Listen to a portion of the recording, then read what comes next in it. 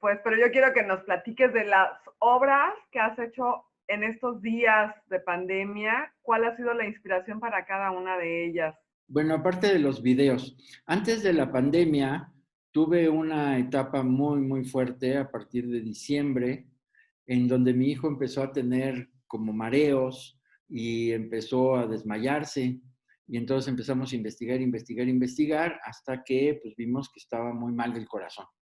Y nos pasamos 2 meses y medio casi vinculados con el Instituto Nacional de Cardiología, internados ahí, y salimos justo cuando empezaba ya la cosa fuerte de la pandemia, cuando el hospital lo iban a convertir ya en hospital de COVID. Entonces, pues ya nos salimos. Qué oportuno momento no quedarse más, sino que tu hijo ya iba saliendo de eso, se iba Sí, recuperando. sí, sí, no, era lo que estaba platicando ayer con él, o sea, de que se fusionó, o sea, él va saliendo y empiezan a entrar casi a la siguiente semana los de COVID. Y entonces, pues, fascinantemente, pues Bruno salió muy bien, gracias al doctor Guadalajara y a muchos otros doctores como Sánchez, etcétera, que son geniales, tienen una capacidad maravillosa de humanismo, de conocimiento y de inteligencia. Y gracias a eso y a otras muchas cosas, salió adelante Bruno.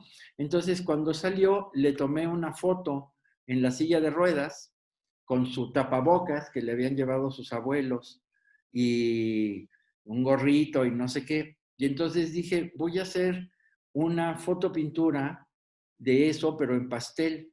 Y aquí la tengo atrás de esta. Y es esta imagen, pero quité la silla de ruedas y quité todo eso y lo encuadré más a él, ¿no? Me interesaba mucho la mirada, que aunque esto sea pastel, se ve súper fotográfico. Ahí es donde entra el vínculo de la fotopintura, ¿no? Aunque sea a partir de Ah, una foto, pues tienes que pintar. Este como que les aterrorizó a su mamá, a él y no sé qué, que parecía el subcomandante Marcos y no sé cuántas cosas, ¿no? Entonces se me ocurrió después hacer otra fotopintura, que es esta, que es de los primeros días de Bruno en el hospital, que está con su celular y es una etapa en la que le están haciendo estudios y le están haciendo una serie de análisis, que según nosotros íbamos por una semana, y resultó que se quedó 2 meses y cacho, ¿no? Y entonces arranqué ese proyecto, ahí tengo mi tambache de Fabrianos, para trabajar más de 200 y tantas imágenes que tomé en el hospital un poco escondidas. Luego ya se daban cuenta que tomaba fotos y no me decían nada. Pero de ahí quiero hacer una selección como de 20 para poder tener un portafolio de ese tamaño, en Fabriano, hechas en puro pastel a partir de foto. Que el pastel es un lío estarlo trabajando, pero me encanta, me concentro mucho haciendo los pan pastel, los pasteles. Y de repente me pasó una cosa curiosa con la pandemia también. Al revisar las fotos y empezar a seleccionar, llegó un punto en que ya no las podía ver. Me deprimía horrible, me angustiaba, me ponía muy mal, sobre todo las fotos de terapia intensiva, las fotos donde ¿cómo no? él estuvo ¿Cómo no? Imagínate. bastante peligro. Entonces paré un poquito el proyecto y me brinqué a otra cosa, ¿no? Y entonces empecé a retomar retratos y empecé a retomar imágenes que tenía por ahí para hacer otro esquema como este. Ay, a ver si. Esta también es pastel, que son dos chavas en un bar, que tiene Ok. también, todavía no la termino del todo, me falta barnizarla y cosas así, que tiene que ver también con todo ese trabajo que he llevado paralelo con lo del erotismo y esas cosas, ¿no? Pero esa foto la tomaste hace tiempo y la Y fue rescataste para...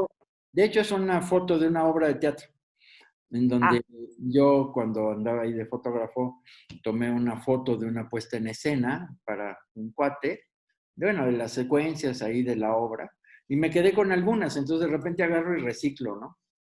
Luego esta, pues hice un pequeño óleo, ahí a partir de una deformación que no es Polaroid, pero que de alguna manera empieza así en un papel, en una tela chiquita que no sabía ni cómo iba a empezar y empecé a limpiar los pinceles y en el cacho de tela que me quedaba y de ahí me salió la imagen. Luego esta es otro experimento. A partir de una foto está modificada en Photoshop para crear otro esquema de estética. ¿Foto tuya? Sí, sí, de mi ex, una ex que ya sabrás que existió. Ok. Tengo más de 4,000 y tantas. Entonces, una de las condiciones es que no se reconozca. Entonces empecé a alterar las imágenes, a llevarlas a mi ideal de perfección, de largura, de flacura, de elasticidad, de muchas cosas, pues son fantasía, no son fotos en el concepto tradicional de que la foto refleja la realidad. Yo siempre pienso que la foto no refleja la realidad, ni siquiera la periodística, porque siempre... Fíjate, contrario a lo que piensan muchos fotógrafos, ¿no? Sí, no Tiene- existe la objetividad. O sea, tú tienes un temperamento, tienes una posición cultural, religiosa, etcétera, y eso te lleva a determinar cuándo haces clic y cuándo no, ¿no? Tú puedes sacar al peje con cara de maldito y hacer la foto y publicarla en el periódico de derecha, o puedes sacarlo como el ángel de la guarda y publicarlo en el periódico de la izquierda. Y es el mismo tipo, pero a final de cuentas, tú vas a ejercer una labor consciente e inconsciente de modificación. Sí, No, ¿qué es lo que vas a captar? En el momento del clic, es que claro, qué tipo de gesto está haciendo la persona y ya eso ya tiene claro. digamos, al seleccionar ese gesto, ya hay una modificación de la realidad, porque puede que no refleje realmente la realidad, solo haya sido un Sí, instante.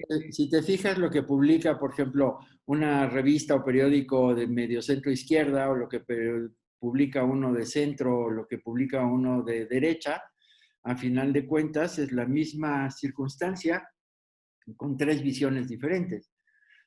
Entonces siempre va a haber ideología en la foto.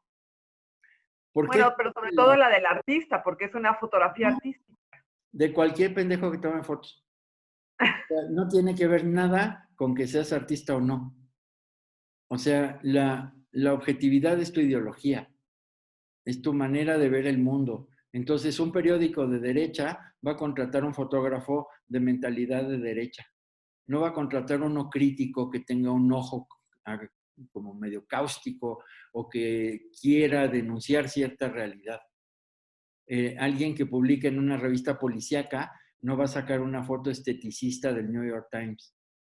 Ni van a contratar en el New York Times a alguien que tome fotos de un periódico policíaco.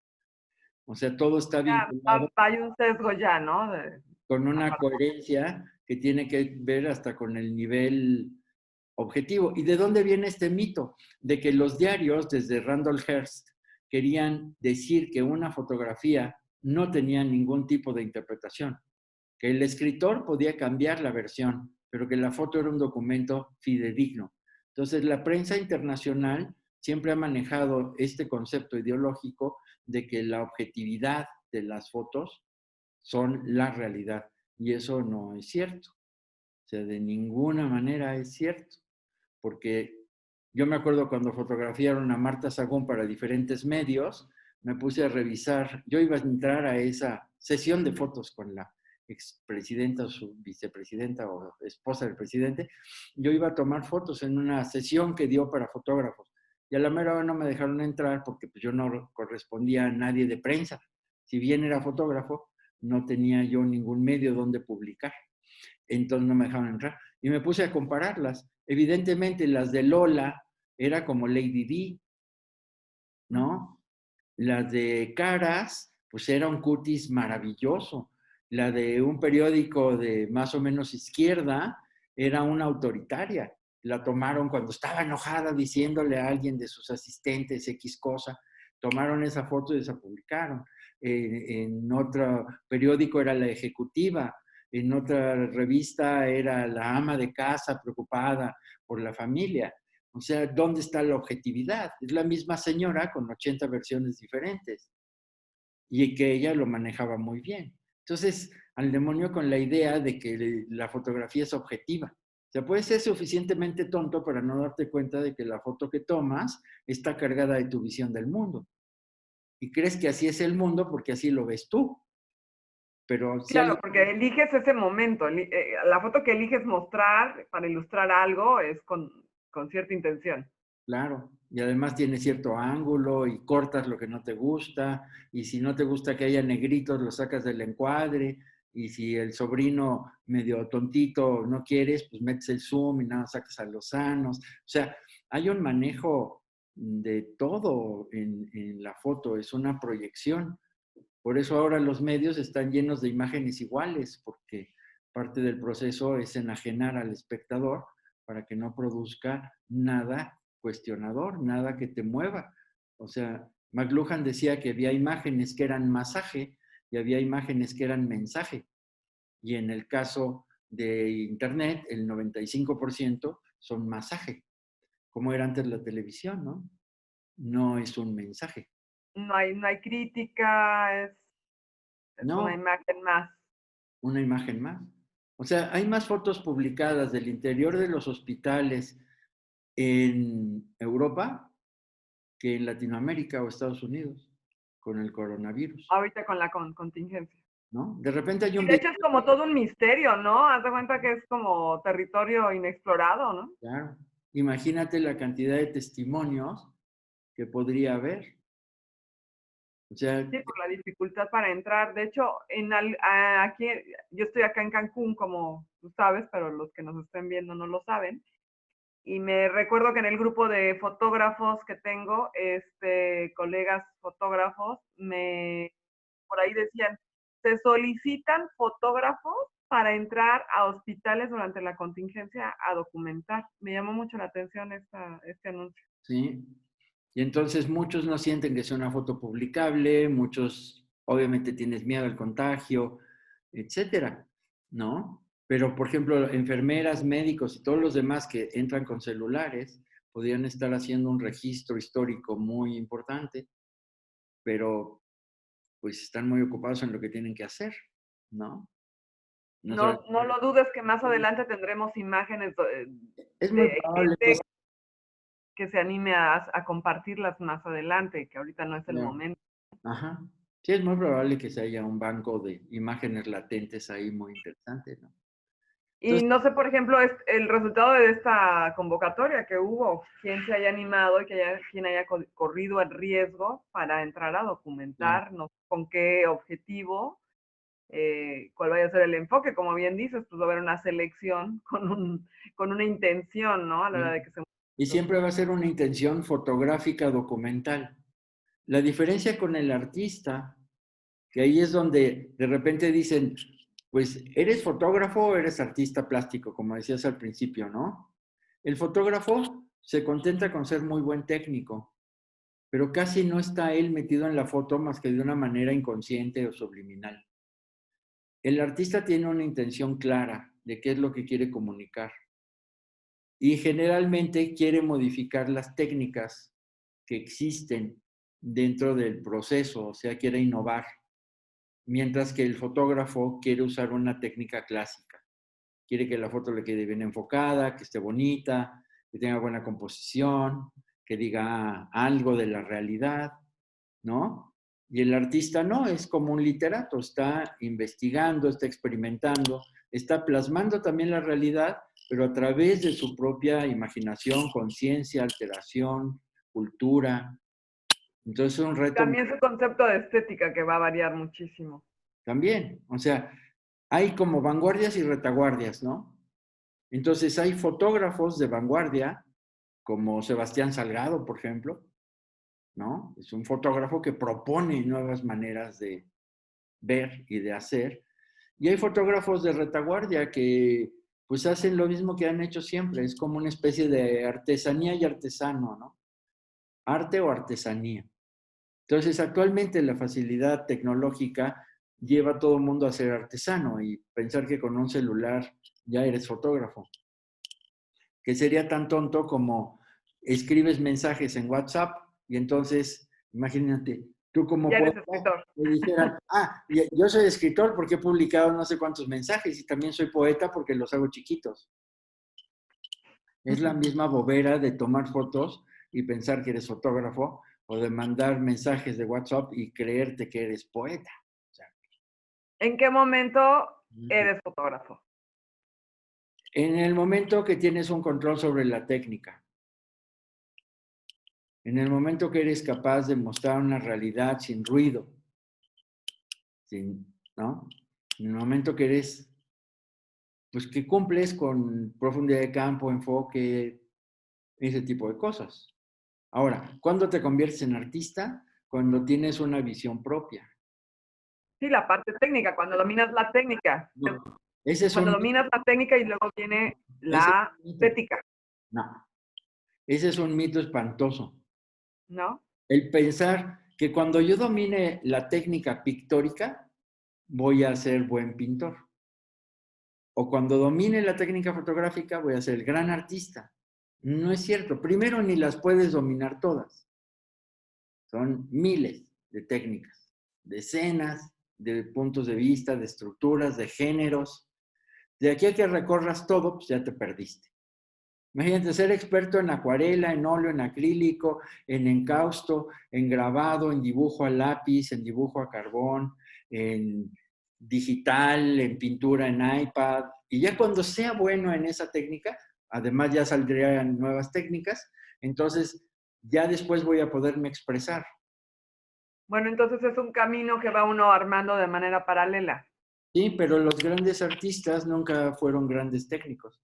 Rompieron con la técnica académica. De hecho, todo el arte del siglo XX renegó de la academia en pintura y en escultura.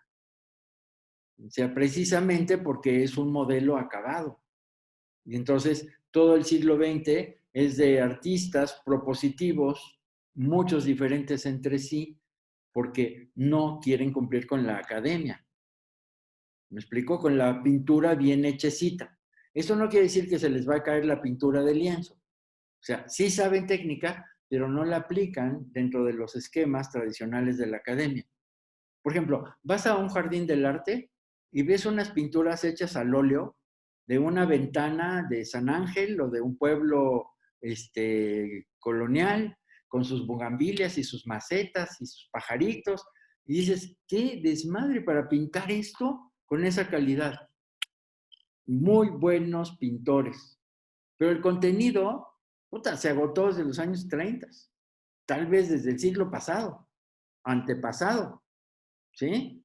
Entonces, el tener buena técnica, pues, ¿cuántas tías conoces que tienen marinas y flores en sus salas hechas al óleo que tienen muy buena técnica? Pero, pues, el contenido es estúpido. O sea, en este momento ya no te dice nada, o te dice muy poco. Entonces, no es nada más la evolución de la técnica. Si tu cerebro sigue igual, ¿para qué te sirve la técnica? O sea, el arte está catapultado gracias a un pensamiento diferente, a un pensamiento más profundo, a una inteligencia superior, a una utilización de la técnica con otros objetivos y con otros sistemas que vuelven eficaz para tu mensaje, no para el mensaje gastado. Claro, siempre hay que estar buscando este mensaje crítico, ¿no? Básicamente crítico Pues crítico de la de los técnica y aspectos. crítico del contenido, ¿no? O sea, Sí, piensa en un poeta que todavía estuviera escribiendo como Amado Nervo. Pues ya chole, ¿no? Es como si ahorita alguien estuviera componiendo como José Alfredo Jiménez. Y pues fue genial José Alfredo Jiménez, pero pues ya para qué le haces ahorita otra cancioncita de José Alfredo Jiménez cuando estamos en una época musical tremendamente evolucionada, con desempeños digitales y cosas casi de la estratosfera, ¿no? O sea, el arte siempre es de vanguardia. en constante evolución. Sí, y en constante descubrimiento. Entonces, cuando hay un ser humano que utiliza la técnica, pues se vuelve un buen pintor, un buen fotógrafo, un buen poeta, un buen escritor. Pero de ahí que pueda empezar a hacer arte, o sea, algo que no existía antes, o que es Qué modificado. difícil, ¿no? El que el artista pueda reflejar lo que no existe y no imitar a nadie. Y en un principio todos imitan algo porque realmente están aprendiendo y a expresarse. Claro. Es desprenderse a generar cosas no creadas que sean realmente, que te marquen como un sello, que empiecen a el público a poderte reconocer y decir, este es un Saúl Serrano. Claro, pero el lío es que cuando la gente ve cosas nuevas no les gustan, porque como tienen el código del pasado, pregúntale a cualquier persona, enséñale obra de la más vanguardista del siglo XIX y todas les van a gustar. Empiezas a enseñarle siglo XX, o sea, piensa, las señoritas de Aviñón son de 1921. O sea, tienen un siglo casi van a cumplir. Y hay seres que ahorita, un siglo después, no soportan a Picasso y dicen que sus hijos pueden pintar igual que Picasso y que pinche Miró no sirve para nada y que cualquiera puede hacer garabatos como los de Kooning. O sea, si tú tienes una estructura mental que no ha aprendido arte, pues nunca vas a poder hacer arte. Vas a seguir haciendo artesanía en el sentido de repetir los modelos que ya están instaurados. Y dices, ay, pues, fotógrafos tan buenos como Cartier-Bresson. Cartier-Bresson es de finales de los 20 y de los 30. Obviamente siguió pedaleándole hasta sus 90 años. Casi llegó a 99 años. Bueno, llegó a 99 años trabajando. O sea, pero eso no quita que el esquema Cartier-Bresson es de los años 30, de hace 90 años, y sí es muy bueno, tremendamente bueno. Pero si tú haces lo mismo, pues es como ponerte a hacer coches de 1909. Oye, Saúl, pero por ejemplo, yo recuerdo que cuando estaba yo buscando una escuela, viviendo en México, una escuela de fotografía, me iniciaba yo en ello, cuando me recomendaron tu escuela era justo por esta amalgama que tú, de la que nos has estado hablando en esta charla. Es una mezcla de arte vanguardista, la fotografía y además toda esta cultura visual del arte clásico y de lo vanguardista, de lo nuevo. Claro. O sea, es como una mirada al pasado y una mirada hacia el futuro y esta intención constante tuya por despertar en tus alumnos algo único, a que Sí. se expresen con algo único. Es algo así como, si te enseño a hablar, pues vas a aprender a hablar para decir algo inteligente, no para ir al Oxxo a comprar un gansito, ¿no? Si cuesta tanto trabajo aprender la técnica, estudiar autores clásicos, estudiar contemporáneos, todos esos son tus cimientos para que tú hagas lo que sigue. Porque si nada más enseño técnica, pues vas a hacer lo mismo que hicieron mis maestros. Y pues esa es la gran ventaja de esta escuela, que tú estás centrado y preocupado por inculcarles todo esto. Justamente es lo que te hace la diferencia con otras escuelas clásicas, o más bien las escuelas más famosas, las tradicionales en la Ciudad de México, en, no sé, en Cuernavaca, en otros lados. Eh, pero tú tienes una manera muy diferente de enseñar a tus alumnos y llevarlos a un nivel de producción bastante rápido por como yo he visto los resultados. Me dices, estos alumnos llevan tantos meses o un semestre, 2 semestres, 3 semestres en la escuela y ya están generando producción bastante buena que has logrado llevar tú a estas exposiciones internacionales incluso. Ajá, y muchos ya se han independizado con sus portafolios individuales y todo eso. O sea, sí es, porque es un aprendizaje relativamente rápido. Porque tal vez uno de mis grandes errores es que nunca he querido hacer esto comercial. Tampoco me quiero morir de hambre. Pero cuando entras a una escuela comercial, el maestro que te da clases y dices, ¿y qué obra tiene este maestro? O sea, tiene fama la escuela, pero te toca un maestro que en su vida ha hecho una exposición individual, o que sí ha hecho una exposición individual, es de puros lugares comunes o de periodismo, ¿no? Y entonces te vas con la finta del nombre de la escuela, porque tiene prestigio la escuela, comercial, digamos, ¿no? Para hacer producto, que yo aquí no enseño producto. Entonces, ellos hacen producto y van a hacer el mismo producto o más bajo que el que hacen sus maestros, porque los maestros no quieren ser desplazados en su trabajo comercial. Entonces no le van a enseñar al alumno, que ha sido la bronca de toda la historia del arte y de las técnicas, no le van a enseñar todo, porque se convierte en una competencia. Si yo tomo fotos de boda, no le voy a enseñar al otro cómo las hago. Le enseño a manejar su cámara. No le voy a enseñar mis trucos de tomar boda o tomar retratos. La ventaja de mi estructura es que yo aquí no tengo competencia con mis alumnos, ni me interesa que hagan lo mío y cada cerebro es diferente. Entonces, lo que cada quien va a hacer es lo que trae en su cabecita, en su cultura. Y entonces les puedo enseñar absolutamente todo lo que sé y si no me lo sé, lo investigo para que ellos puedan crecer. Mi intención es que ellos crezcan. Es como si fuera un coach de natación. Yo quiero que ellos vayan a la Olimpiada. Yo por mi edad ya no puedo ir a la Olimpiada, pero ellos sí. Entonces, pues los preparo para que vayan a competir a espacios interesantes, comercial o artísticamente, pero que sean originales, que no haya chance de confundir a Carlos con, no sé, con Ezequiel, o confundirlo con Rules, o confundirlo con Patricio. O sea, cada uno tiene su esquema. Y entre todas mis alumnas no hay una sola que se confunda con la otra. O sea, Rosy no se parece a Elvira, lo de Elvira no se parece a lo de Elke, lo de Elke no se parece a lo de Tatiana, en fin.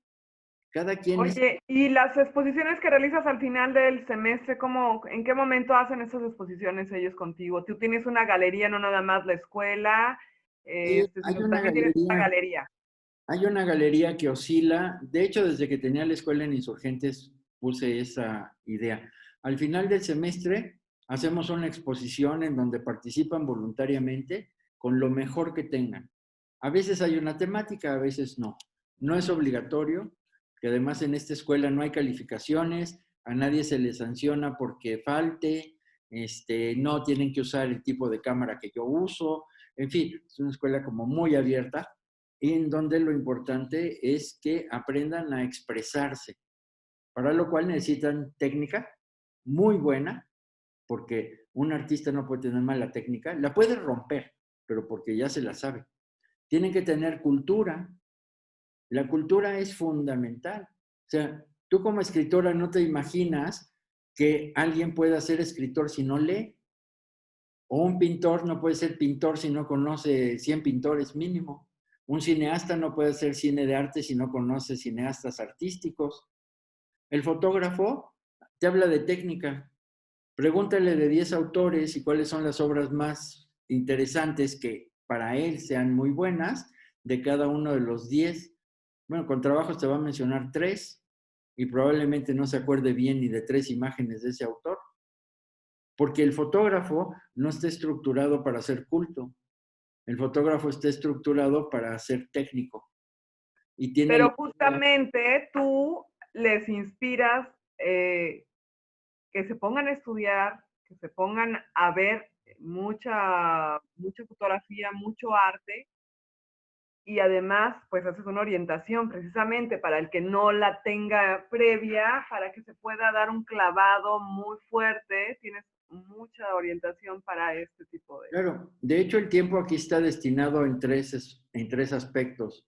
Una tercera parte del tiempo de clase es para conocer autores contemporáneos y clásicos. Otra tercera parte es para ver elementos técnicos y otra tercera parte es para producir elementos personales, más lo que hagan en su casa. O sea, porque lo importante es que el fotógrafo tome fotos en su realidad, no adentro de la escuela. Porque ahí, pues sí. Está fantástico que no haya exámenes, calificaciones y eso, realmente Nada, sales. las exposiciones de fin de curso son muy importantes para que aprendan a montar como un profesional, lo hacen con Gaona, algunos lo hacen chafa, pero pues no entran porque tienen que aprender a montar a nivel de museo, tienen que aprender a imprimir a nivel artístico, perdurable, en buenos materiales, con buenas tintas, con una calidad que no se deslave la imagen en 20 años o en 30 o en 50. Tienen Con que aprender papeles de arte. papel es súper fino, 100% algodón. Tienen que aprender a que eso tiene un precio. y que tienen que tener respeto con el espectador o el comprador, que no puede llevarse un error. Puede llevarse una experimentación, pero no puede llevarse algo que está mal montado, que está mal enmarcado, que está mal pintado, que está mal fotografiado, porque es tu presentación al mundo, ¿no? O sea que pasan realmente por todo este proceso, desde aprender a tomar fotografías, aprender Photoshop, aprender la edición de las imágenes, de RAW, que es la imagen en crudo, toda la parte de la técnica está dominada y después viene toda esta parte de la creación artística hasta la exposición. De hecho, desde sus primeras fotos, desde que están tomando las primeras que apenas entienden qué onda con el diafragma, ya tienen que tomar cosas originales. O sea, no Ya lo pueden estás ir orillando. al esquema de ve y fotografía texturas, ve y fotografía arbolitos, ve y fotografía al vendedor de globos. O sea, desde tu primera foto ya tienes que estar pensando. No es, ay, vayan y tomen florecitas, ¿no? Sino puedes hacer exactamente la misma técnica con algo que para ti sea importante. O sea, les digo, si Saúl, no te mueve el corazón, no lo tomes. Si no te... Saúl, ¿y cuál crees que sea la evolución ahora con la pandemia? ¿Qué has pensado con la escuela? Ahorita estás dando clases ahorita en Sí, vía internet, sí, al en línea. principio no sabía qué iba a pasar y ni me había metido a Zoom como estamos ahorita, nada por el estilo. Y varios cuates me dijeron, pues sigue con clases en línea. Algunos de mis alumnos me dijeron, pues danos clases en línea. Pues ya me puse a investigar y todo y dije, pues a ver si funciona, sobre todo la de fotopintura, en donde tienen que estar pintando. Entonces, lo teórico más o menos, pero la parte práctica, y lo increíble es que ha funcionado incluso mejor que en las clases presenciales. Porque ¡Wow! porque estás viendo su material y entonces estás viendo cómo combinan los colores, cosa que no se pueden traer aquí, todas sus paletas, todos sus colores, sus lienzos, las cosas que tienen en el garage, etcétera. Entonces, estando en sus propios espacios, de repente dices, oye, a ver, ¿tienes por ahí cloro? Sí, pues ve por el cloro y entonces vas a mezclar este tinte con cloro, ¿no? O, pues en esta cosa de acuarela, ve y tráete sal. Y entonces ve cómo reacciona la sal con la acuarela. Y en esta otra, revisa tal otra, ¿no? Y compartiendo pantalla, podemos ver las imágenes, ampliarlas. Y entonces está bastante interesante, Oye, está padrísimo, bastante Saúl. dinámico. De Y hecho, aparte que, ¿sabes qué? Lo más maravilloso es que tu escuela que es, ya lo dijimos, ya yo creo que el público ya entendió, a quien esté interesado en aprender arte, fotografía, fotopintura, todas estas técnicas de las que nos estás hablando, que no tiene que estar en la Ciudad de México, que a través de las nuevas tecnologías y de esta comunicación, pues puede estar en cualquier lado. sí, eso pasa con la pandemia. Unos están en Valle de Bravo, otros están en San Miguel Allende, otros están en Cuernavaca, otros se fueron a Guadalajara y nos seguimos reuniendo. Y además ¿Cómo te contactan, Saúl? pues a través de WhatsApp o de mi mail, ¿no? O de la La página. página, tu página web, dinos cuál es tu página web. Es www.saulserrano.com. Así de bien. Sencillo, ¿no? Estamos con Saúl Serrano, su página es Sí, saulserrano.com, muy lo sencillo. ponemos al final, ¿no? Pero es muy interesante como incluso en los grupos más avanzados de proyectos, podemos ir asesorando los proyectos, viendo sus imágenes, todos comentamos. Y en esta época de pandemia le dedicamos un ratito, casi decimos que es terapia de grupo, a ver cómo nos sentimos. Y se ha creado una especie de fraternidad padrísima, en donde, no, pues yo me siento medio depre, no, pues yo me angustié, y yo pues hice esta imagen horrenda porque estaba sintiéndome no sé cómo, ¿no?